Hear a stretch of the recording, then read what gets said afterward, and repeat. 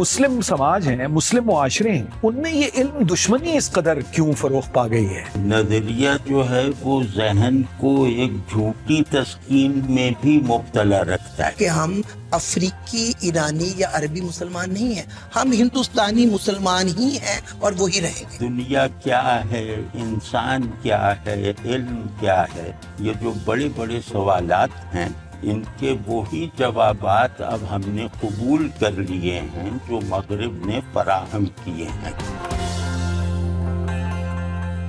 معزز خواتین و حضرات، السلام علیکم۔ میں آپ کا میزبان حارث خلیق ایک مرتبہ پھر پوڈ کاسٹ کا جو سلسلہ ہم نے شروع کیا ہے پاکستان کے 75ویں سالگرہ کے موقع پر، جس میں ہم پاکستان کے ادب، ثقافت، علوم و فنون، فکر و فلسفہ، پاکستان کی زندگی سے متعلق، پاکستان کی ریاست اور معاشرے سے متعلق جو بھی شعبہ حیات ہیں ان کا ایک جائزہ بھی آپ کے سامنے پیش کر رہے ہیں، اور ساتھ ساتھ جو عصر حاضر کے چیلنجز ہیں، جو مشکلات، خطرات درپیش ہیں اس وقت ہماری ریاست اور سماج کو، اور جو ایک عمومی صورتحال ہے وہ بھی ہم آپ کے سامنے لانے کی کوشش کرتے ہیں۔ اور آج کا جو مکالمہ ہے، آج کی جو پوڈ کاسٹ ہے، یہ اسی سلسلے کی ایک کڑی ہے جس میں ہم یہ سب مختلف موضوعات پر گفتگو کر رہے ہیں، اور ہر پوڈ کاسٹ کی طرح اس میں بھی دو نہایت معتبر، معزز اور تعلیم یافتہ تو میں نہیں کہوں گا بلکہ جنہوں نے ہمیں تعلیم یافتہ کیا، ہمارے استاد یہاں موجود ہیں، اور میں بہت ممنون احسان ہوں احمد جاوید صاحب کا، جنہوں نے وقت نکالا۔ اور احمد جاوید صاحب کہ آپ اپنا تعارف ہوا بہار کی ہے، بعض اوقات کلیشے احمد جاوید صاحب استعمال کرنے پڑتے ہیں، چونکہ کلیشے بنتا ہی کسی سبب سے ہے، اور کچھ لوگ ایسے ہیں جن کے سبب سے بنتا ہے۔ تو احمد جاوید صاحب محقق ہیں، معلم ہیں، ادب، فلسفہ، فکر و فن، شاعر ہیں، اور اس طرف میں آ رہا تھا، وہ چونکہ میرا شعبہ ہے تو اس میں ذرا زیادہ اہم بتانا چاہتا تھا، لیکن وہ اب چونکہ ہمارے دوسرے مہمان نہایت معزز محمد جواد صاحب بھی یہاں تشریف فرما ہیں، انہوں نے لقمہ دیا کہ احمد جاوید صاحب شاعر بھی ہیں۔ بھائی شاعر بھی نہیں ہیں، اصل میں تو شاعر ہی ہیں، دیگر کام بھی کر لیتے ہیں اس کے ساتھ، تو چونکہ شاعر تو شاعر ہوتا ہے۔ لیکن تو احمد جاوید صاحب ایک مرتبہ پھر بہت شکر گزار ہوں، چونکہ آپ نے فکر و فلسفے پر گفتگو کرنے، آج کا موضوع ہمارا ہے فکر و فلسفہ، پاکستان میں فکر و فلسفے کی 75 سالہ تاریخ، اور کیا ہو سکا، کیا نہ ہو پایا، کیا ناکامیاں ہیں، کیا کامیابیاں ہیں، اس میں کچھ افراد اور خواتین کا ذکر بھی ہوگا جنہوں نے اس سلسلے میں ہمیں دولت مند کیا۔ لیکن عمومی صورتحال ظاہر ہے ناگفتہ بے ہی رہی، لیکن اس ناگفتہ بے صورتحال پہ ہم کچھ گفت و شنید بہرحال کریں گے۔ اور محمد جواد صاحب بھی ہمارے ایک استاد ہیں، معلم ہیں، اور ان کا جیسے احمد جاوید صاحب کا انہوں نے شاعر کی حیثیت سے خود ہی تعارف کرایا، تاکہ یہ ایک حسن طلب تھا کہ میں ان کا ایک موسیقار کی حیثیت سے تعارف بھی کراؤں، کیونکہ محمد جواد صاحب اس وقت پاکستان کی سب سے قدیم جامعہ یعنی پنجاب یونیورسٹی کے شعبہ فلسفہ کے صدر نشین ہیں، ہیڈ آف دی ڈپارٹمنٹ ہیں، اور بہت خوش نصیبی ہے ہماری جواد صاحب کہ آپ نے وقت نکالا اور تشریف لائے۔ تو اگر اجازت دیں تو میں احمد جاوید صاحب سے پہلا سوال اس سلسلے میں جو میرے ذہن میں آتا ہے وہ کروں، اور بالکل میں چونکہ مبتدی ہوں اور فکر و فلسفے سے ظاہر ہے بہت ہی یعنی کم ہی علاقہ رہا ہے، لیکن ہمارے سامعین ضرور جاننا چاہیں گے، اور احمد جاوید صاحب آپ کا دین سے بھی بڑا گہرا تعلق ہے اور روحانیت سے بھی آپ کا بڑا گہرا تعلق ہے، یہ بھی لوگوں کے علم ہے، ہمارے سننے والوں کے۔ یہ بتائیے کہ جو مسلم سماج ہیں، مسلم معاشرے ہیں، کم از کم پچھلے چند سو برس سے تو ہمیں نظر آتا ہے، ان میں یہ علم دشمنی اس قدر کیوں فروغ پا گئی ہے؟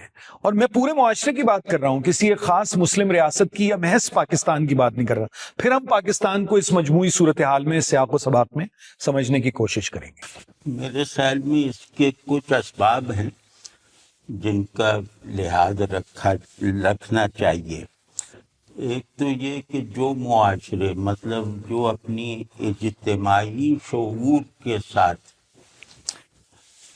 کچھ نظریات کو ہمیشہ کے لیے قبول کر لیتے ہیں اور ایک ایبسلیوٹزم میں جو ہے وہ اپنے آپ کو رکھتے ہیں اور رکھنا پسند کرتے ہیں، اس پہ اصرار بھی کرتے ہیں، تو ان میں علم دشمنی رفتہ رفتہ آ جاتی ہے کہ نظریہ جو ہے وہ ذہن کو ایک جھوٹی تسکین میں بھی مبتلا رکھتا ہے. نظریہ صحت کے باوجود، نظریہ کا مطلب ہے کہ کوئی بھی بائنڈنگ عقیدہ یا نظریہ قطعیت پیدا کرتا ہے. جس میں ہم تبدیلی کی گنجائش فرض بھی نہ کرتے ہوں.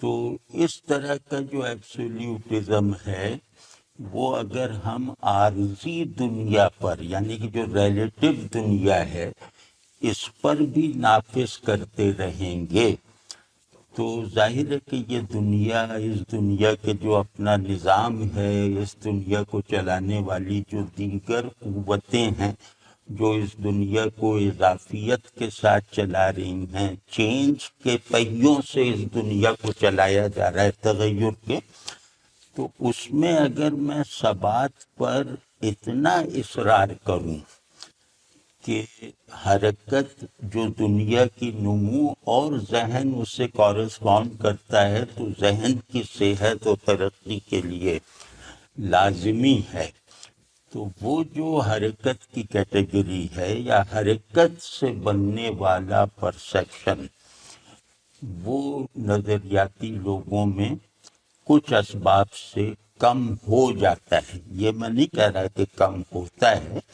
مسلم تہذیب نے اپنے اعتقادی در و بست میں بہت بڑے بڑے عقلی کارنامے انجام دیے لوگوں نے، اور فنون لطیفہ میں بہت بڑے بڑے لوگ پیدا کیے، لیکن یہ سب اس وقت پیدا ہوئے جب پاور اسٹرکچرز اور نالج آرڈرز میں ہم آہنگی تھی.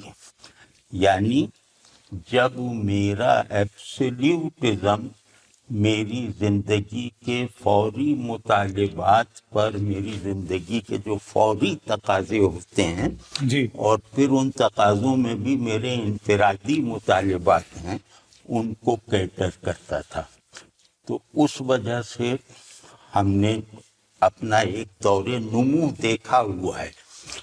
تو لیکن اس کے باوجود ہمارے یہاں کیونکہ ہم فلسفے کو، عقل کو، دنیا کو اب مغربی تناظر سے دیکھتے ہیں، مطلب اس کے بہت سارے اسباب ہیں، ویلڈ بھی ہیں، کچھ ہمارے احساس سے پیدا ہوئے ہوں گے، لیکن اب دنیا کیا ہے، انسان کیا ہے، علم کیا ہے، یہ جو بڑے بڑے سوالات ہیں، ان کے وہی جوابات اب ہم نے قبول کر لیے ہیں جو مغرب نے فراہم کیے ہیں. تو ان جوابات پر تنقیدی نظر ڈالے بغیر، ان جوابات کا ہمارے لیے ناکافی ہونا اگر ثابت ہو جائے تو اس کے بعد ہمارے یہاں جو علم دشمنی یا علم بیزاری کا ماحول ہے وہ دور ہو سکتا ہے. اس میں اگر میں ایک ضمنی سوال آپ سے کروں، وہ یہ کہ آپ نے فرمایا کہ مغرب کی جو طے شدہ ان کا جو سیرفی کائنات جو ہے وہ اس وقت مغرب کی ہے، جو ہم استعمال، وہ کسوٹی ہم مغرب کی کسوٹی سے دیکھتے ہیں سب چیزوں کو. ہم پاکستان میں تو کسی بھی کسوٹی سے نہیں دیکھتے، یعنی نہ ہماری مقامی ویدک سویلائزیشن تھی، اس کے بعد یہاں بدھ مت رہا، دیگر فلاسفہ اور سوچ اور فکر کے دھارے تھے، پھر ہمارے ہاں اسلام آیا، اور اسلام کی اپنی جو آپ نے اس کے دور نمو کی بات کی اور ارتقا پذیر تھا جس زمانے میں علم و فن اسلام میں، ہمارا اس سے بھی کوئی تعلق نہیں ہے اور مغرب سے بھی نہیں ہے. تو پاکستان میں مطلب یہ کیا صورتحال پیدا ہوئی؟ جی، پاکستان، میرے خیال میں پاکستان بھی اس میں شامل ہے. جو صورتحال ہم بتا رہے ہیں اس میں پاکستان میں کچھ چیزیں ایڈ ہو گئی ہیں. وہ یہ کہ ہمارے اندر جیسے ایک، میں ذرا سخت لفظ استعمال کرنے پہ معذرت چاہتا ہوں، کہ ہمارے اندر ایک اچکا پن پیدا ہوا اور وہ فوری مطالبات، یعنی ہماری زندگی اور اس کے تصور کا اسپین 24 گھنٹے یا 1 مہینے کا ہے. ایک تنخواہ سے دوسری تنخواہ تک کی زندگی ہم گزارتے ہیں، اور یہ دو ہمارے ذہن کے بھی پولز ہیں. ایک تنخواہ سے دوسری تنخواہ، شادی نہیں ہوئی، شادی ہو گئی، نوکری نہیں مل رہی، نوکری مل گئی، کاروبار نہیں چل رہا، چل پڑا. یہ ہمارا جو ڈائلیکٹسزم ہے بس وہ اتنا سا ہے. وہ جو ہے اس میں اینٹی تھیسس موجود ہی نہیں ہے. مطلب وہ تہذیب اپنے تمام افراد کے دماغوں سمیت وہ منجمد ہو جاتی ہے، مضحکہ خیز ہو جاتی ہے، یا ان ہیومن ہو جاتی ہے، جو تاریخ کے اس قانون کی خلاف ورزی کرے گی کہ تھیسس اور سنتھیسس کے بیچ میں اینٹی تھیسس کا ہونا. مجھے بننا ہے. بالکل. میں اگر جواد صاحب کی طرف آؤں، یہ بہت ہی اہم نکات پہ احمد جاوید صاحب نے گفتگو شروع کی ہے. جی مجھے یہ بتائیے کہ یہ کوئی ہمارا تہذیبی مسئلہ ہے؟ ویسے تو سیاست کو تہذیب سے علیحدہ نہیں کیا جا سکتا، لیکن یہ ہمارا کوئی تہذیبی مسئلہ ہے جو کئی سو برس سے برصغیر کے، اور خاص طور پہ چونکہ ہم پاکستان کی بات کر رہے ہیں اور پاکستان ایک مسلم اکثریتی ملک ہے، تو یہ مسئلہ ہمارا کئی سو برس سے چل رہا ہے یہاں، یا کچھ پاکستان کی جو 1947 کے بعد مخصوص سیاست رہی ہے اور اس کے نتیجے میں جو ایک ریاست کا ایک پورا رویہ رہا ہے ہمارے یہاں، یہ اس کا وہ بھی کچھ اس میں وہ بھی ایک سبب ہے. ایک تو آپ کا سوال بہت اچھا ہے، دوسرا احمد جاوید صاحب نے بہت ہی کچھ میرے لیے آسانی پیدا کر دی. سب سے پہلی بات تو یہ ہے کہ ہم تہذیب سے انکاری ہیں، ہم تاریخ سے انکاری ہیں. اب آپ یہی 2022 میں بھی اگر آپ کہیں تو کیا ہم 5000 سالہ تاریخ ہندو تہذیب کا انکار کر سکتے ہیں؟ نہیں کر سکتے. اچھا، یورپی تحقیق کے مطابق میں پچھلے دنوں دیکھ رہا تھا، یہ تاریخ کم سے کم 5000 سال پرانی ہے. ان کے جو اپنے ہندو سکولرز ہیں وہ اس کو اس سے بھی پیچھے گردانتے ہیں. پاکستانی ہونے کا، مسلمان ہونے کا بالکل یہ مطلب نہیں ہے. اس کو انکار کرنا اپنے آپ کو انکار کرنے والی بات ہے، جس کی طرف آپ نے اشارہ کیا. اچھا، اب 47 کے بعد یہ ذرا زیادہ ہو گیا کہ اب ہم نے اپنے بالکل کاٹ پھینٹ کے اپنے آپ کو علیحدہ کیا. ہم نہیں کر سکتے. اس تہذیب سے بھی ہم نے کتنا کچھ لیا ہوگا. اچھا، بدھزم جو ہے، گندھارا تہذیب، یہ میری انفارمیشن کے مطابق یہ جو گریکو رومن تہذیب ہے یورپی، اس کی ہم اثر تہذیب ہے. 2500 تو وہ بھی دیکھیے 2500. اچھا، اب اس کی تو ایک میں مثال دے سکتا ہوں کہ کیا مسئلہ ہوا تھا جب آقا دریا قرۃ العین حیدر ادھر پاکستان بھی آ گئی تھی. پہلی دفعہ وہ چھپا بھی یہاں سے ہی.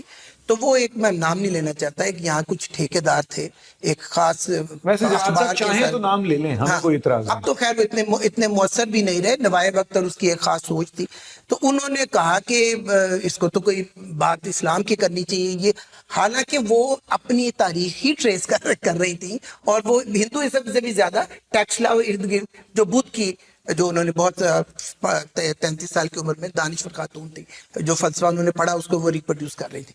اچھا، اس کے بعد یہ ہے کہ الحمدللہ ہم مسلمان ہیں، میں بھی مسلمان ہوں، مگر یہ ہے کہ ہم افریقی، ایرانی یا عربی مسلمان نہیں ہیں. ہم ہندوستانی مسلمان ہی ہیں اور وہی رہیں گے. اس معاملے میں حسن عسکری صاحب نے جو کام کیا، جو فراق گورکھپوری نے کیا، یہ جو انتظار حسین جس کو آگے بڑھاتے رہے، کہ ایک ہند اسلامی تہذیب بھی ہے نا، ہند اسلامی تہذیب. تو یہ بنیادی مسئلہ یہ ہے کہ فکر و فلسفہ کہاں سے آ جائے گا؟ اب جب یہ سب کچھ نہیں ہوگا تو جیسے انہوں نے کہا اچک ہی ہوں گے، یہاں سے اچک لیا، وہاں سے، یعنی فکر و فلسفہ کہاں سے نکلے گا؟ آپ ہر چیز سے تو انکار کر رہے ہیں. ہندو تہذیب سے بھی انکار. آپ ہندو تہذیب بھی آپ کی تہذیب نہیں ہے، گندھارا بھی آپ کی نہیں ہے، اور آپ جتنا مرضی کوشش کر لیں بہرحال عربوں کی طرح، ایرانیوں کی طرح، افریقیوں کی طرح نہیں ہو سکتے. یہ اپنے آپ کو انکار کر کے، اپنے تہذیبی پس منظر سے انکار کر کے آپ یہاں سے کوئی اوریجنل فلسفی پیدا کرتے ہیں. ہمارا تو ایک ہی فلسفی ہے، علامہ اقبال، اور وہ ہر دو طریقوں سے انہیں فلسفی مانتے. ایک تو وہ درسی طور پر بھی M A, M Phil, P H D, اور ویسے اپنی ذرا اپنے جتنا ان کا ایک بڑا دماغ تھا. بے شک کہ وہ پاکستان بننے سے 9 سال پہلے وہ باقی کچھ ہم نام لیں گے مگر اس کیلیبر کا جو مفکر ہے جو فلسفے کے سطح تک جان کے میں بات ختم کرتا ہوں کہ ریکنسٹرکشن کو بھی نہیں قوم سمجھ سکی. میں نے جاوید صاحب بہت سے لوگ دیکھے کہ وہ پریٹینڈ کرتے ہیں کہ انہوں نے کتاب پڑھی ہے, reconstruction of religious thought in Islam کا وہ تذکرہ اگر پڑھی ہوتی تو پڑھی, یعنی اس میں میں مکمل کرنا چاہتا ہوں کہ اس کا جو اس میں علامہ کیا کر رہے تھے, ہم نے اس کو بھی آگے نہیں بڑھایا ورنہ یہ مسئلہ کچھ ختم ہوتا. وہ کر رہے تھے کہ یورپی تہذیب کا جو اثر ہوا ہے ساؤتھ ایشین مسلمز پہ, خاص طور پر اس زمانے کی مسلم یوتھ پہ, اور اس کی تہذیب ان کو کس طرح افیکٹ کر رہی ہے اپنی سائنس سے, اپنی ٹیکنالوجی سے, اپنی فلسفی سے, تو اس سے جو ایک پریشانی پیدا ہو رہی ہے فکری سطح پہ, تو اس کتاب کو بھی بہت اچھے طریقے سے حل کر کے آگے نہیں بڑھے تو پھر یہ آئیڈینٹی کرائسس کم ہونے کی بجائے بڑھ گئی. بہت شکریہ جواد صاحب, یہ بہت اہم نقطہ آپ نے اٹھایا, لیکن میں احمد جاوید صاحب کی طرف واپس آؤں گا اور میں آپ سے ایک اور سوال آپ کے سامنے رکھنا چاہتا ہوں. وہ یہ ہے کہ دیکھیے ہم نے ویدک تہذیب اور جو عرب و پرشین سویلائزیشن, جو مسلم تہذیب آپ اسے کہہ لیں, جو ہمارے یہاں آئی, اس کی بات کی. پھر ہمارے یہاں یورپی اثرات, نوآبادیات, اور اس سے پہلے بھی آنا شروع ہو گئے تھے, پھر ہم لیکن ایک نوآبادی رہے برطانیہ کی, اور مغربی تہذیب ہمارے یہاں, اس کا ایک گرافٹ لگا. پھر ہم دیکھتے ہیں کہ مغرب سے ہی آئی تقریباً, اور وہ مارکسزم ہے, یعنی ہمارے ہاں بائیں بازو کے فلسفے کے بہت گہرے اثرات ہیں, اور اس نے پاکستان کے ادب کو بھی متاثر کیا, پاکستان کے تھیٹر کو بھی متاثر کیا, فنون لطیفہ کو متاثر کیا, اور ساتھ ساتھ ایک خاص طرح کی کانشسنس پیدا کی, ایک شعور پیدا کیا جس میں عوام الناس کے مسائل اٹھائے. آپ اسے کیسے دیکھتے ہیں, اور اس میں کون سے ایسے علماء ہیں یا لکھاری ہیں جنہوں نے آپ کو کسی حد تک متاثر کیا؟ بائیں بازو کی روایت میں یا ہمارے یہاں اگر فکری کام ایک سماجی دروبست میں اگر کسی نے کیا ہے تو وہ بائیں بازو والوں ہی نے کیا ہے, نہ رائٹسٹوں نے کیا ہے, نہ جو لوگ سو کالڈ لبرل ہیں انہوں نے کیا ہے. تو کیونکہ یہ بات سمجھ چکے تھے کہ چیزوں کو مستقل کیے بغیر تہذیب یا اس کے نچلے طبقات کے مفادات پورے نہیں ہو سکتے.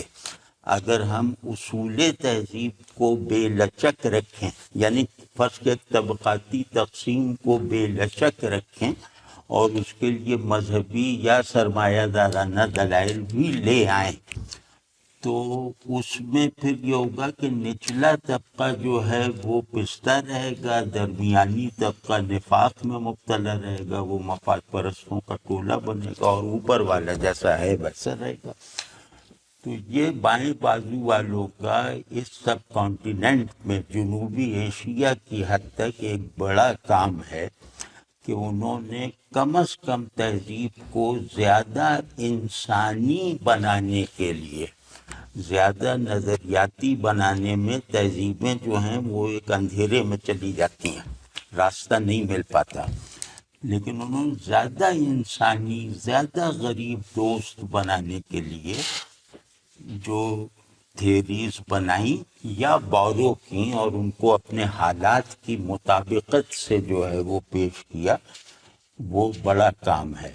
اور ہمارے یہاں جو لوگ مجھے پسند ہیں اس میں, وہ سید صفت حسن صاحب کا کام, انہوں نے پہلی مرتبہ تاریخ کا, ہماری یہ جو علاقائی تاریخ ہے اس کا مطالعہ بہت اصول و ضوابط کے تحت, یعنی جس کو کہنے سائنٹیفک فریم ورک میں کیا, ایک فریم ورک میں کیا. تو اسی طرح علی عباس جلال پوری تھے, تو انہوں نے بھی کیا, لیکن علی عباس جلال پوری کے یہاں ذرا ڈسٹرکشن زیادہ ہے, یعنی وہ توڑنا زیادہ چاہتے ہیں بنانے کے مقابلے میں. لیکن سید صفت حسن میں ایک عجیب توازن ہے کہ وہ دیوار توڑتے ہوئے دوسرے ہاتھ سے دیوار بناتے بھی رہتے ہیں. تو مجھے وہ بہت پسند ہے. اور اگر آپ اس فہرست میں جو ہے وہ اگر اقبال احمد کو کہا جا سکتا ہے کہ وہ مفکر تو بہرحال ہیں, اگر فلسفی نہیں بھی, ہاں, تو نہیں، اگر انہیں بائیں بازو میں شامل کیا جا سکتا ہے تو اقبال احمد وہ آدمی ہیں جنہوں نے مارکسزم میں بھی ایک طرح کی بے لچکی ہے، اسے مولوی پن ہے، ڈوگما ہے، ہاں ڈوگما ہے، تو اس کو انہوں نے تھیوری میں بدل کے دکھایا. یعنی ڈوگما کو اگر آپ تھیوری میں بدلنے پر قادر ہیں تو اس کا مطلب ہے کہ آپ بنیادی فلسفیانہ صلاحیت رکھتے ہیں. تو یہ دونوں حضرات بہت بہت کنٹریبیوشن ہے ان کی. اس میں جواد صاحب یہ بتائیے کہ یہ تو ہم نے بائیں بازو کی بات کی، اس کے بعد میں اسی کے بارے میں کچھ کہنا چاہتا ہوں. پلیز اگر آپ کی اور جی احمد جاوید صاحب کی اجازت سے بالکل ایک طالب علم اضافہ فرمائیے. مارکسزم، اضافہ نہیں، میں بات کو آگے بڑھانا چاہتا ہوں. مارکسزم اور مارکسسٹ میرے حساب سے ہندوستان میں اور بعض جگہ پاکستان میں بہت جگہ پہ بہت بری طرح ناکام ہے. میں اس کی عرض کرنا چاہتا ہوں کیا وجہ. اگر آپ یورپ کی حد تک ہی دیکھیں کہ اگر ظاہر ہے جرمنی سے مارکس کا تعلق تھا اور وہ باقی سب چیزیں تو آپ کو معلوم ہے.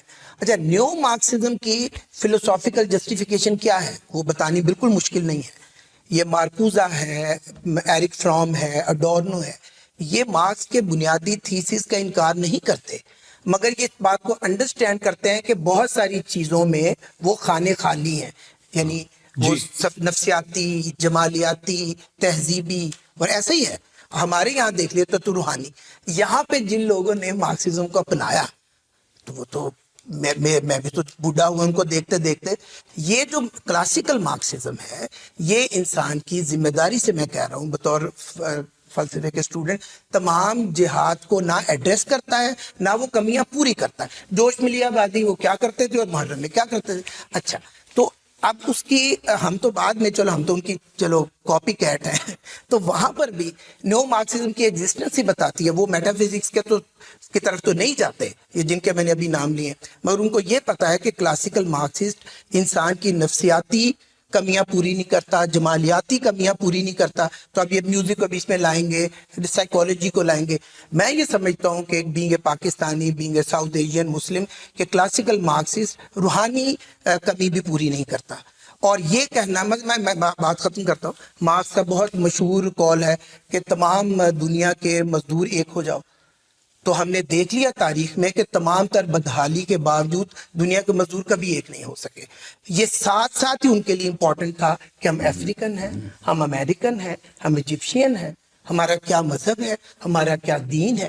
اس کو اچھا اسی طرح ترقی پسندوں نے بہت اچھے افسانہ نگار پیدا کیے، مجھے کوئی اس پہ شک نہیں ہے. مگر اس کے بعد انہوں نے مارکسی تنقید دیکھیے کتنی مکینیکل ہے. جب انہوں نے فتوے لگانے شروع کیجئے کہ یہ نہ کرے یہ نہ کرے، تو پاکستان بننے کے تھوڑی دیر بعد ہی کام تو انہی کا چلا ہے.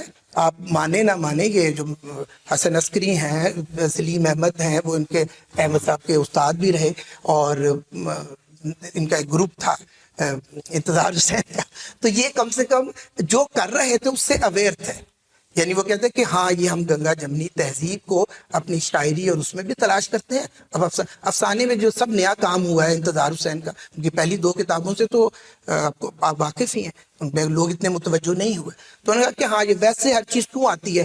تو وہ یہ آپ والی بات کہ وہ پیچھے دیکھیں کہ ہمارے یہاں پہ تو انہوں نے وہ جو اساطیر پرانی اور بدھ کی ان کو بھی لیا، مگر اس کے ساتھ ساتھ انہوں نے یہ چیز ضرور شامل کی جو ہم بھی کرتے ہیں کہ عرب و ایران سے بھی ہمیں جو کچھ ملا ہے. اچھا، یہ بہت دلچسپ بات آپ نے کی ہے. اس کی مجھے یہ کیوں دلچسپ لگی، چونکہ احمد جاوید صاحب نے جو اس کا ایک سماجی حوالہ اور جو مارکسی اسکالرز کا اور اس کی جو اہمیت ہے اور اس کی جو اثرات ہمارے شعور میں اضافے پر پڑے ہیں ان کی نشاندہی کی، اور آپ نے جو اس میں کچھ کمی بیشی جمالیات کے اعتبار سے اور ادب میں رہی اس کی طرف اشارہ کیا. یہ تو یہ دلچسپ پہلو ہے اس کا. لیکن میرا خیال ہے کچھ چیزیں یورپ میں تو بہت بدلی ہیں. جہاں تک مارکسی تنقید جیسے آپ نے جیسے فرمایا، تو اس وقت جو معاصر مارکسی تنقید ہے وہ سوشل ریئلزم کا پرچار نہیں کرتی. وہ بہت سے ان کے فریم ورکس میں تبدیلی آئی ہے، جو سختی تھی اس میں کمی آئی ہے. اور شاید وہ بالکل درست بات ہے کہ کسی بھی ایک ایسی روایت یا ایسا فلسفہ جو انسان کا اپنا بنایا ہوا ہو اس میں کمی بیشی تو رہے گی.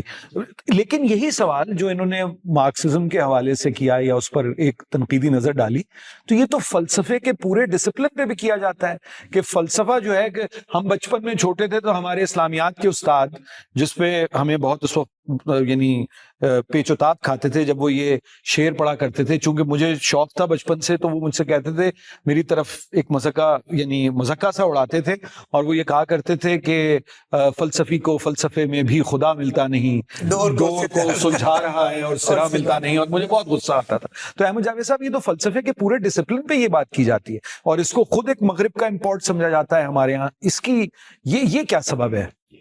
اصل میں ہوتا یہ کہ ہم عادی ہیں چیزوں کو فیصلہ کن انداز میں, یعنی نتیجے کو ایک فیصلہ کن فارم میں مکمل صورت میں دیکھنے کے. فلسفہ اس انداز نظر کا متحمل نہیں ہو سکتا. فلسفہ جو ہے اس کی ضرورت کم از کم میں جو سمجھتا ہوں وہ یہ ہے کہ یہ آداب سفر تنوع کے ساتھ سکھا دیتا ہے, اور منزل سب کی اپنی اپنی ہے. یہ منزل کو امپوز نہیں کرتا, آپ اپنی منزل رکھیں چاہے, لیکن یہ کہ یہ اس منزل کی طرف شعور کی بہترین طاقتوں کے ساتھ یکسو رہنا اور بہترین اسباب اور احوال کے ساتھ چلتے رہنے کے قابل بنا دیتا ہے.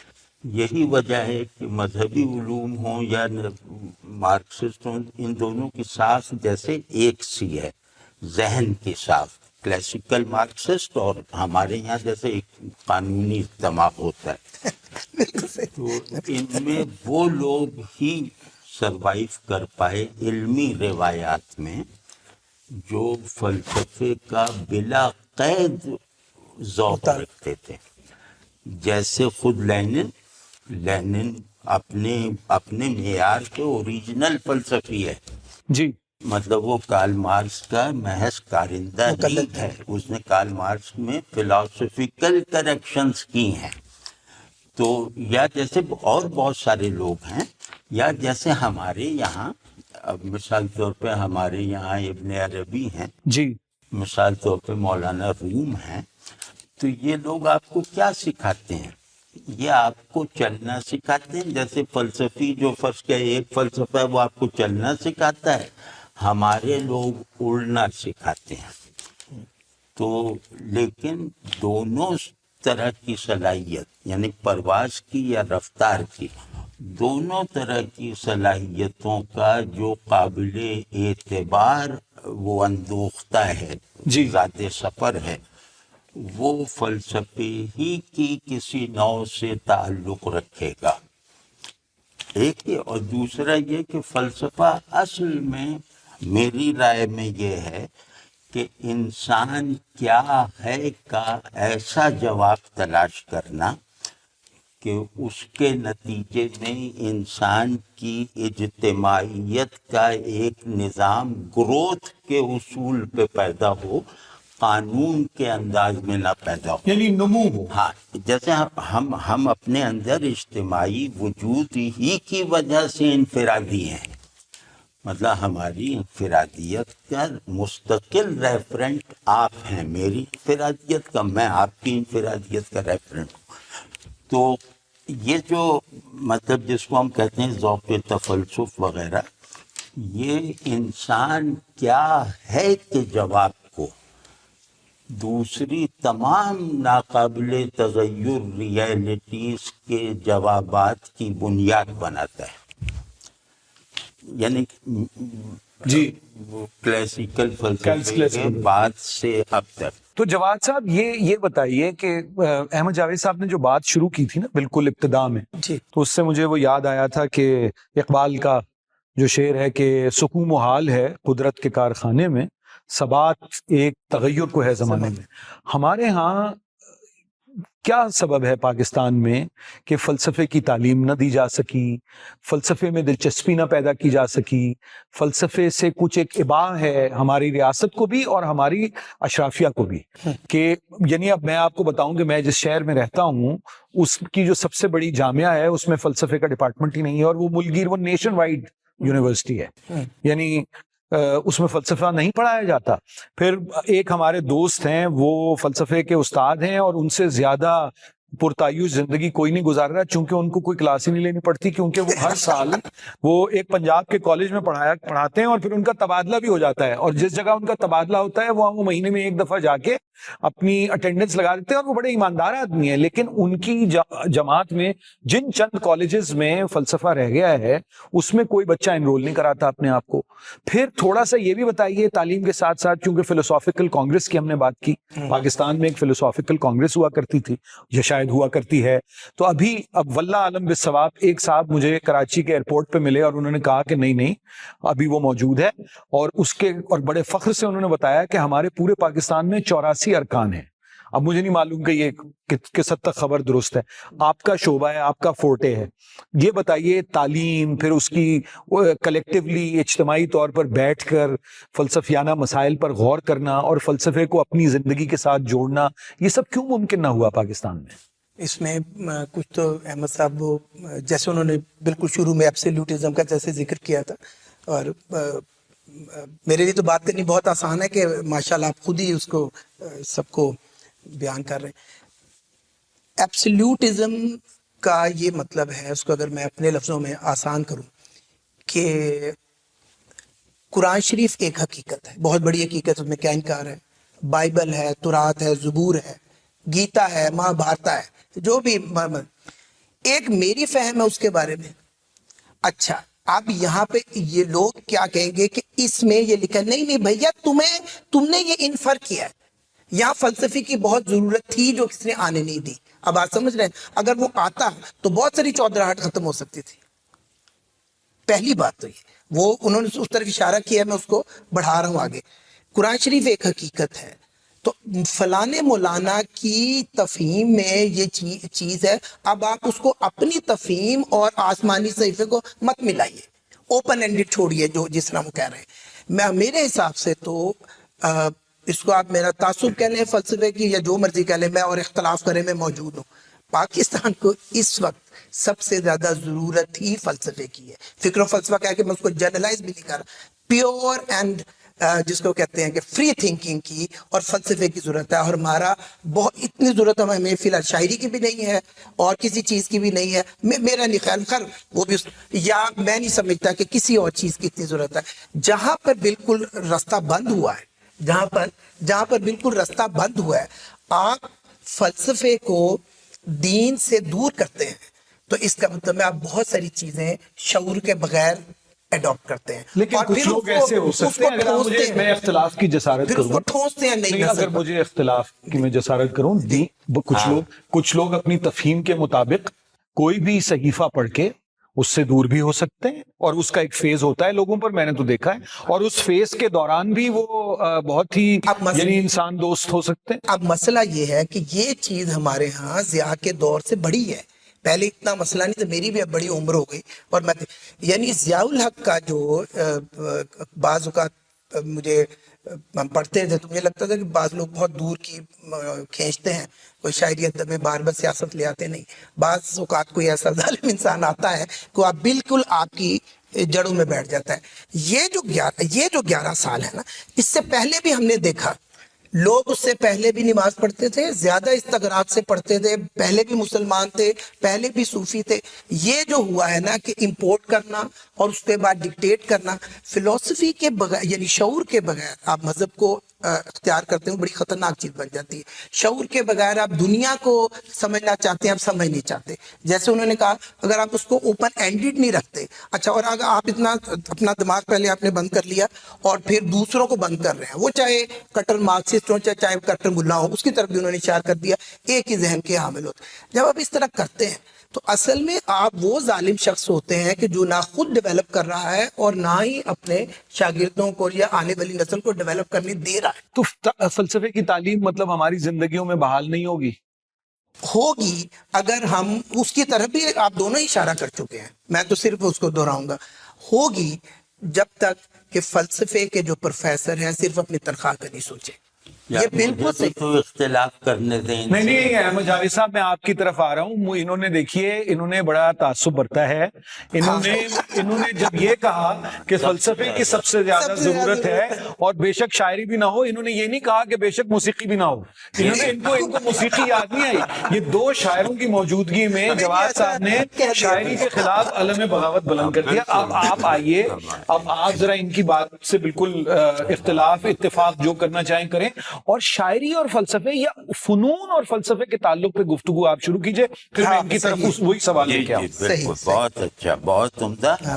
کیونکہ یہ فلسفے ہی نے دریافت کیا ہے کہ انسانی شعور میں ایک فیکلٹی ایسی ہے کہ جو اگر نہ ہو تو اس شعور پر خزاں چھائی رہے گی، اور کوئی بھی یعنی عقل اپنے مقاصد سے تعلق پیدا کرنے میں زندگی کو لوز کر دے گی. آپ کا قانونی ذہن جو ہے وہ چیزوں پر اپنا حکم نافذ کرنے میں چیزوں کے ساتھ تعلق میں جو انسانی پن اور سمبلزم ہونا چاہیے اس کو غارت کر دے گا. وہ ہے جمالیاتی شعور. جمالیاتی شعور کا مطلب یہ ہے کہ میرے دماغ کو اپنی گروتھ کے لیے اور میں جن چیزوں کو فوکس کر کے اپنے دماغ کو انہیں معلوم کرنے کے منصوبے پر چلا رہا ہوں، ان کے وجودی درجات کو بلند کرنا، تو یہ سمبلزم کے بغیر ممکن نہیں ہے. تو اسی وجہ سے تو فلاسفی جیسے میری رائے میں پائتھاگورس سے بڑا فلسفی ذہن کوئی نہیں ہے. تو اس نے جو سمبلزم، اور سمبلزم میں بھی صرف لفظ نہیں، یعنی فارم بھی، جیومیٹری بھی، نمبرز بھی، یہ سب علامات ہیں. ہاں. اب یہ سب چیزیں جو ہیں یہ میرے دماغ اور اس دنیا کو، یعنی کازمالوجی، میرے دماغ کے کازمولوجیکل جو وہ ہے ایک نظام، اس کو بیدار کرنے کے لیے ضروری تھا نا. تو ایک تو یہ کہ اگر سمبلزم آپ کے پاس نہیں ہے، یعنی کہ آپ کا تعقل جو ہے وہ علامتی پن کا متحمل نہیں ہے، تو تیداری نہیں ہے. ہاں، تیداری نہیں، اور فلسفہ بھی نہیں ہے، فلسفہ وہ بھی نہیں ہے. وہ پھر مارکسزم پیدا ہو سکتا ہے. لیکن اگر آپ کے یہ ہے، ایک تو سمبل کی بات کر دی، اس میں تفصیل میں نہیں، مطلب مختصر بات. دوسری یہ ہے کہ میرے ذہن کی مجموعی ضرورت، جس میں میری عقل، میرا مذہبی شعور، سب جیسے ہم آواز ہیں، سب کو ایک ہی پیاس لگی ہوئی ہے، اور وہ ہے پریزنس کی. وجود کی. ہاں، پریزنس کی. ہاں، کہ میرے جو تصور ہے وہ اتنے زیادہ تہدار ہو کہ یہ کائنات اس کا مصدق نہ بن پائے. یعنی میرا معلوم ایگزسٹنٹ جو موجود ہے اس سے زیادہ ہو، میں جس چیز کو دیکھوں اس کا درجہ بلند ہو جائے. تو یہ پریزنس ایک تو یہ ہوئی، اور دوسری پریزنس یہ ہے کہ علم کا دار و مدار ہے تصور غیب پر. اگر غیب کے مسلمے کو ہم نکال دیں تو ہمارا دماغ کام نہیں کر سکتا، نہ سمبلزم پیدا ہوگا، نہ پریزنس کی خواہش اور وہ جو ارج ہے وہ پیدا ہوتی ہے، کیونکہ اس کے لیے نامعلومیت اور اندیکھا پن میرے تصور کی تشکیل میں لازمی طور پر شریک ہونا چاہیے. تو یہ جو اپنے جواد صاحب کہہ رہے تھے، یہ تو ظاہر ہے فلسفہ تو یہ جانتے ہیں، لیکن یہ کہ میں اس سے اختلاف کرتا ہوں کہ فلسفہ وغیرہ کوئی ضرورت نہیں. فلسفہ یعنی سب سے بڑی ضرورت نہیں ہے، وہ تو ہے، سب سے بڑی ضرورت ہے فلفلمنٹ کی. آپ ایک تمام طبقات کو محیط ایک حالت طمانینت لوگوں میں پیدا کرتے ہیں جو اپنے آپ سے مایوس ہونے سے روکے. تو ہمیں سب سے زیادہ ضرورت ان خوشیوں کی ہے انفرادی سطح سے لے کر قومی سطح تک جن پر ہمیں شرمندہ نہ ہونا پڑے، جو ہمارے اخلاقی شعور سے بھی اپرووڈ ہوں. ہم آہنگ ہوں. ہاں، اور اخلاقی شعور مذہبی نہیں ہوتا، اخلاقی شعور تہذیبی ہوتا ہے، وہ تہذیب سے پیدا ہوتا ہے.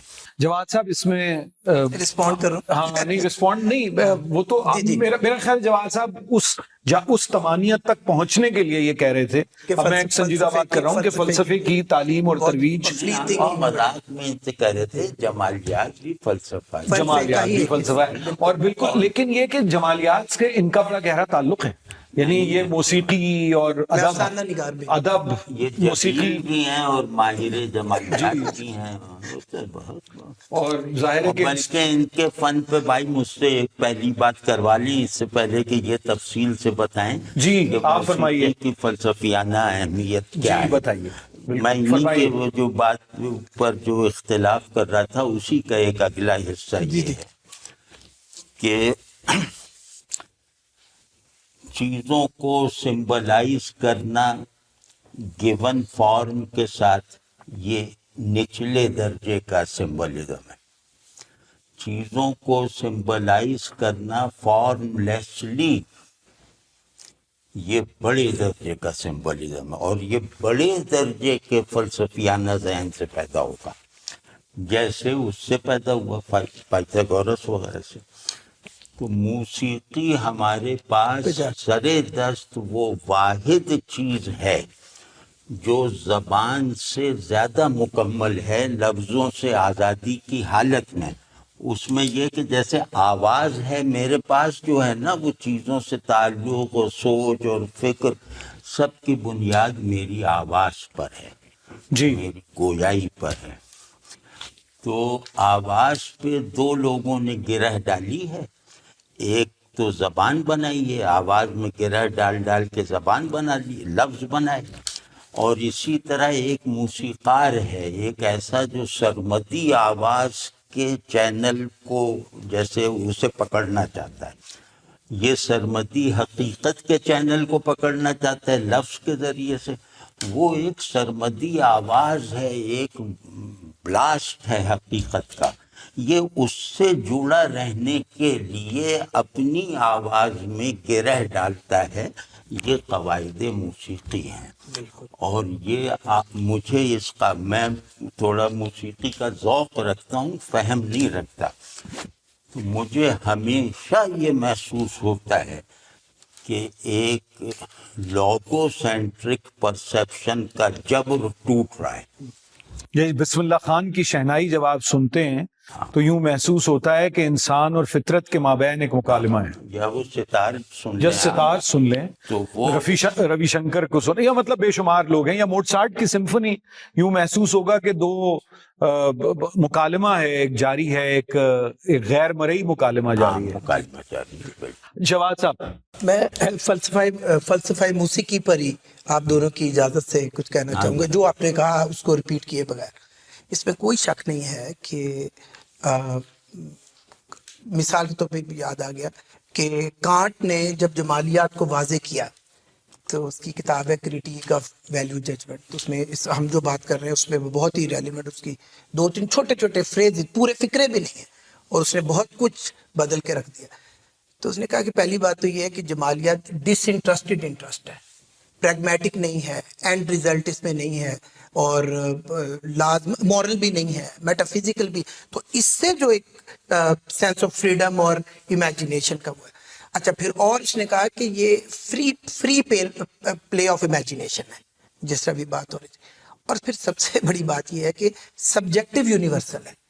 خوبصورت مجھے ہی لگ رہی ہے پینٹنگ، مگر میں سمجھ رہا ہوں کہ باقی بھی مان جائیں گے، باقیوں سے بھی شیئر کروں گا. سبجیکٹو یونیورسل موسیقی مجھے نہایت دکھ ہے، اس پہ میری بھی غلطی ہے کہ کلاسیں پڑھانے میں ٹائم ضائع کر دیا، یا بیوی بچوں میں. اس میں آرٹ کو بھی احمد صاحب اور حارث صاحب آرٹ بشمول شاعری موسیقی اور سب ہم کر رہے ہیں شعور کے بغیر.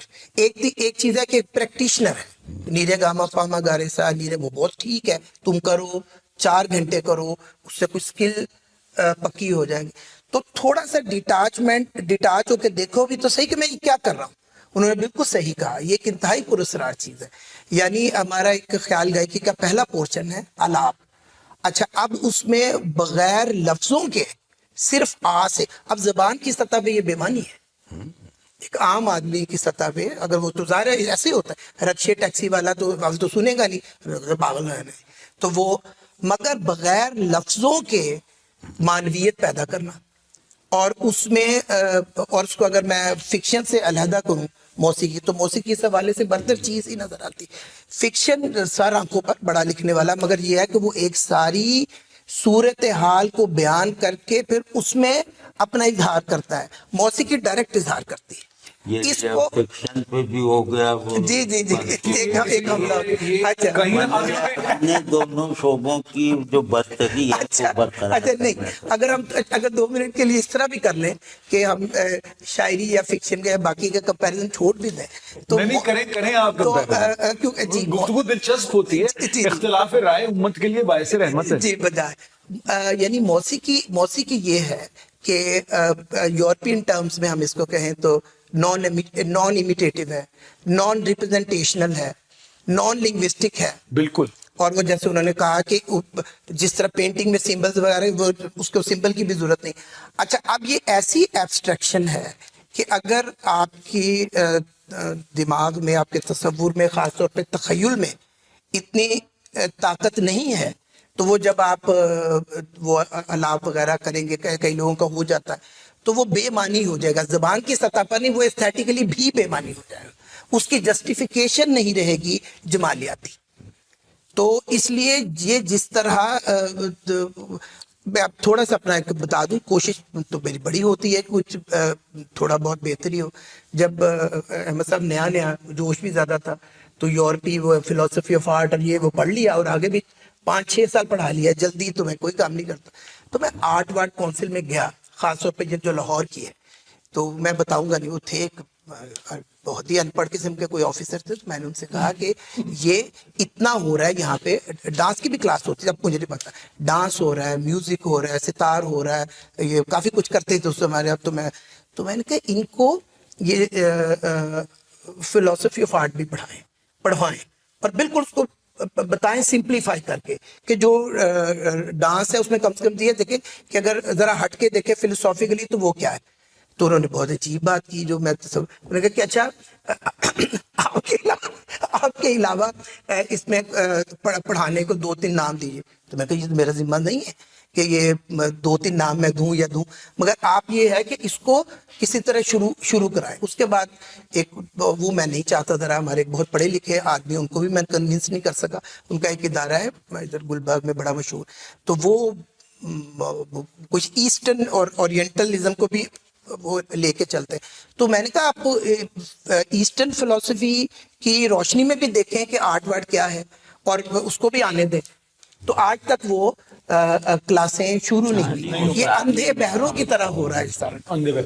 آخری سوال, مطلب جی تو نہیں چاہتا کہ یہ اس گفتگو کا کوئی اختتام ہو, لیکن اس پوڈ کاسٹ کے لیے گفتگو تو ہماری جاری رہے گی. جی کہ احمد جاوید صاحب یہ بتائیے, اور یہ میں سمجھتا ہوں کہ سننے والوں کے لیے, ہمارے جو سامعین ہیں ان کے لیے بھی, اور ہماری تعلیم کے لیے بھی یہ سوال بہت عام ہے کہ آپ نے جمالیات کے اور فلسفے کے تعلق سے بات کی, پھر روحانیت اور تصوف یا ہمارا جو بھی ایک دینی ورثہ رہا ہے اس کے تعلق سے بھی گفتگو کی.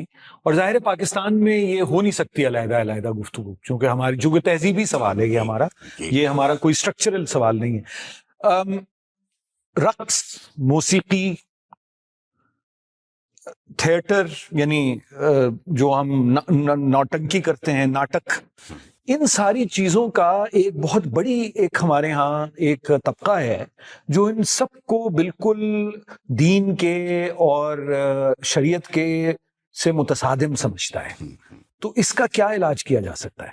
ہاں دیکھیں, اس میں تھوڑا سا علاج دونوں طرف کرنا چاہیے. تو اس میں یہ کہ ڈانس اپنی اساس میں ایک مذہبی عمل تھا. یہ جو ہمارے خطے کی جو روایت ہے اس میں رقص جو ہے وہ ایک روحانی اور مذہبی عمل تھا، سنگیت بھی اسی طرح جیسے موسیقی تھی. تو لیکن جب ہم نے اس کو پروفین کیا، تہذیبوں کا اصل زوال ہوتا ہے کہ وہ اپنی جو تقدس رکھنے والی مسلمہ چیزیں ہوتی ہیں ان میں گراوٹ اور ولگیرٹی پیدا ہو جائے تو تہذیبیں ڈھہ جائیں گی. تو اس کو پروفین کر دیا گیا خود ابھی ایک ایک کر کے کہ رقص جو ہے، رقص کو پروفین کر دیا گیا، اس کی روحانی قدر سے اسے منقطع کر کے. ایک تو یہ بات، تو اس میں جو ہے اوور ایکسپوجر جو ہے نا، جیسے خاتون رقص کر رہی ہیں فرض کیا، تو اگر خاتون اپنے آپ کو رقص میں اپنے ایکسپوجر کو بایو ایکسپوجر بنا رہی ہیں، یعنی جسم کے اظہار کا ذریعہ اس رقص کو بنا رہی ہیں جو کرشن کی گوپیاں کرتی تھیں، تو اس کو روکا جائے گا. اس کو چاہے مذہبی اصطلاح میں روکیں چاہے فنی اصطلاح میں روکیں، اس کو روکا جائے گا، کیونکہ خاتون ہمارے یہاں ایک بیونڈنیس رکھتی ہے. ہماری جو ویدانتی تہذیب بھی جو ہے کہ یہ اگر اپنے آپ کو زیادہ ایکسپوز کر دے تو بدصورتی پیدا ہوتی ہے. تو اگر رقص، جیسے ہمارے یہاں تو رقص کئی طرح کے جاری ہیں نا، لیکن وہ رقص جو ویدانتی رقص ہے یا قدیم ہندی رقص ہے، وہ اگر اپنی اسپرٹ کے ساتھ ہے تو وہ اس طرح الحمرا میں نہیں ہوگا، وہ کوئی پرفارم نہیں کیا جائے گا. اس کا ایک الگ مقام ہے، اس کے الگ ناظرین ہیں، اس کی الگ حیثیت ہے اور اس کے الگ معنی ہیں. اب ایک ایسی سوسائٹی میں جہاں عورت کے آتے ہی، یعنی عورت کا نام آتے ہی وہاں ایسے خیالات پیدا ہونے لگے، ایسے تصورات پیدا ہونے لگے جو بالکل اپنی ساخت میں حیوانی ہوں، ہیڈونسٹک خیالات.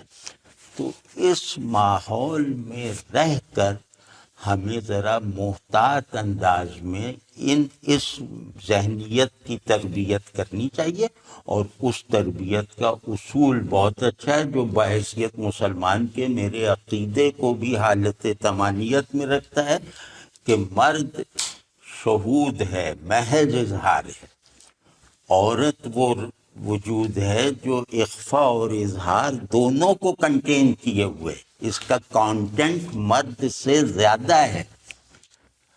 تو اس کا میں تو لحاظ رکھوں گا کیونکہ میں، اور موسیقی، ہاں یہ یہی ہے. اب مجھے تو لگتا ہے کہ ان لوگوں کو سزا ملنی چاہیے جو موسیقی جو خراب گا رہے ہیں. یہ مطلب ایک مذہبی جرم ہے. ان کو سزا، مطلب خراب جو گانے والا ہے، جو اسے خراب گانے والا، اور دوسرے یہ کہ اس گائکی کی اس روایت کو بازار میں لانے والا، کہ روایت کو بازار میں لانا یہ بہت بڑی کرپشن ہے. تو یہ ہے، ہم جیسے میرے ایک دوست ہیں، ان کے بھی دوست ہیں علی آفتاب کے، جو ہمارے سنگر ہیں علی آفتاب سعید آج کل. ہاں ان کے دوست ہیں جو بڑے خوبصورت بھی بہت ہیں. علی آفتاب سے زیادہ خوبصورت ہیں ان کے دوست؟ نہیں، یہ ان سے زیادہ علی آفتاب ان سے زیادہ خوبصورت. تو وہ جو ہیں وہ ڈانس وانس کرتے تھے تو میری داڑھی ٹوپی وغیرہ کی وجہ سے مجھ سے وہ چھپاتے تھے، تو مجھے معلوم تھا تو میں نے ایک مرتبہ ان کے وہ کتھک ڈانس، وہ جو پرانے ڈانس، تو میں نے ان کے سامنے ایک تقریر کی رقص کے حق میں. اس میں علی آفتاب سے پوچھئے گا، یہ بھی موجود تھے. جی میں پوچھوں. تو اب جسم کو روح بنانے کا عمل प्रोफेन को सटल करते रहने की जो ताकत और उरूजी हरकत है, वो जितनी रक्स में है उतना किसी और चीज में नहीं है। जवाद साहब, बहुत मैं शुक्रगुजार हूं आपका। अहमद जावेद साहब, आपका बेइंतहा ममनून हूँ, एहसानमंद हूँ आप दोनों का कि आपने वक्त निकाला। और ये नामुकम्मल है गुफ्तगू, और ये कभी मुकम्मल हो भी नहीं सकती। ख़वातीन और हज़रात, इस सिलसिले में अर्ज में ये करूं, और आपको शायद ये पैगाम भी मिल गया हो, कि आपका बिल्कुल ज़रूरी नहीं है कि उन ख्यालात से या उन सवालात से आप इत्तेफाक करें जो मैंने अपने दो मोअज़्ज़ज़ मेहमानान के सामने पेश किए, और उन्होंने जो फरमाया उससे आप बयान ही 100% इत्तेफाक कर लें। ये मकसद नहीं है। फ़लसफ़े का मकसद ये है कि आप अपनी तफ़हीम खुद करें, जिसका जवाद साहब ने जिस तरफ इशारा किया कि अगर कोई एक हकीकत है मुसल्लमा, कोई एक सहीफ़ा भी आपके सामने है, उसे पढ़कर नतीजा आप खुद अख्ज़ करेंगे, और ये फ़लसफ़ा हमें सिखाता है। दूसरी बात अहमद जावेद साहब ने, और ये एक तनकीदी सोच भी हमें सिखाती है, क्रिटिकल होना हमें सिखाता है। अहमद जावेद साहब ने एक बात बहुत अहम की कि बगैर फ़लसफ़े के ज़िंदगी की जो दीगर जिहात हैं उनकी रूह तक पहुंचना, उन्हें समझना, और कायनात को समझने के और वजूद को समझने के इस सफ़र पर आगे बढ़ना, और जो हकीकत मुंतज़र है उस तक पहुंचना, या उसकी जुस्तजू करना, पहुंच तो न जाने कौन पहुंच पाएगा, लेकिन उसकी जुस्तजू करना, ये बुनियादी सवालात हैं। पाकिस्तान में बदकिस्मती से जो हमारी कुछ सकाफती, कुछ तहजीबी मसाइल, और फिर हमारी रियासत के और हमारे जो अशराफिया है और जो हुक्मरान तबकात हैं, उनके कुछ ऐसे मफादात इसमें हारिज होते रहे कि फ़लसफ़े की और फ़िक्र की तरवीज यहाँ नहीं हो पाई। उसके बावजूद आज हमने याद किया, कुछ ऐसे लोगों के नाम लिए। जाहिर है कि इस छोटे से प्रोग्राम में एक फहरिस्त नहीं बनाई जा सकती, न लोगों के साथ वो शेयर की जा सकती है कि जिसमें तमाम अहम ख़वातीन और हज़रात के नाम आ जाते हैं, मगर चंद का जिक्र हुआ, और हमने बड़े खुले दिल से और निहायत और ये एक, मैं समझता हूँ ये आजकल के दौर में ये सुनने वालों के लिए भी ये एक पैगाम है कि अगर हम किसी फिक्र से या फ़लसफ़े से इत्तेफाक नहीं भी रखते, मगर उसमें भी कोई जुस्तजू करता है, कोई इल्म की तलाश करता है, लिखता है, तो उसको हम उसी कदर की निगाह से देखते हैं जैसे अपने हम ख्याल लोगों को देखते हैं। बहुत बहुत शुक्रिया ख़वातीन और हज़रात। हम इस पॉडकास्ट की अगली कड़ी के साथ फिर हाजिर होंगे। इस पॉडकास्ट में पेश की जाने वाली गुफ्तगू शुरका की ज़ाती राय पर मबनी है। वॉइस ऑफ अमेरिका का इससे मुत्तफ़िक होना ज़रूरी नहीं। पाकिस्तान की आज़ादी के 75 साल के इस मौके पर VOA उर्दू आपके लिए ऐसी कहानियाँ और गुफ्तगू ला रहा है जिनमें बात होगी पाकिस्तान के सियासी, सकाफती और माशरती तनव्वुर के हर पहलू पर। हम पेश करेंगे मुख्तलिफ नुक्ता नज़र और फ़िक्र अंगेज़ ख़यालात। इस तारीख़ी मौके पर VOA उर्दू की नशरियात सुनते रहिए। इस खुसूसी पॉडकास्ट की अगली किस्त में हम बात करेंगे रिवायत और आज की मौसीकी पर।